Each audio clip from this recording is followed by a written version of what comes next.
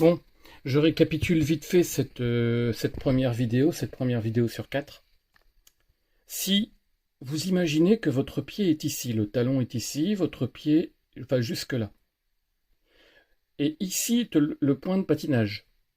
Vous devez donc remonter votre pied très rapidement jusqu'au point de patinage, donc faire vite bloc. Ici, vous bloquez votre pied précisément à cet endroit et ça dure très longtemps. Ça dure 1 seconde. 1 seconde, c'est long. Ça fait 0, 1. Et une fois que vous êtes ici, que vous avez attendu 1 seconde, vous remontez très très lentement votre pied. Si vous regardez sur la vidéo, je remonte mon pied, on ne voit même pas qu'il bouge, tellement c'est lent. Et c'est sur une distance très courte, hein. C'est moins d'1 centimètre. Et c'est très lent. Et arrivé ici, vous sentez que la vitesse est passée en fait. Vous le sentez. Et votre pied, vous pouvez le décoller et vous le mettez à côté.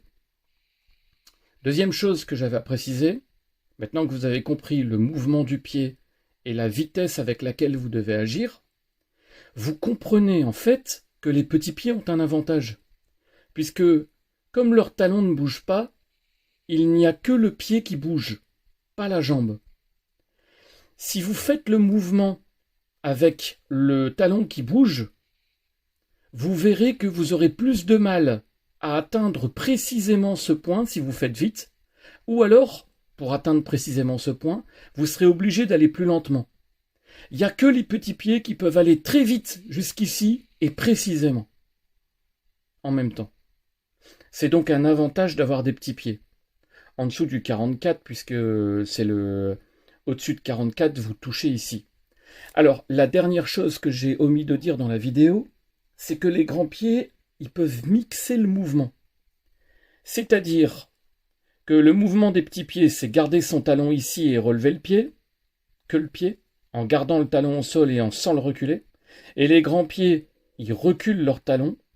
Vous pouvez, pour les grands pieds, d'abord reculer le talon et bloquer votre pied jusqu'ici, et ensuite bloquer votre talon et remonter tout doucement ici précisément.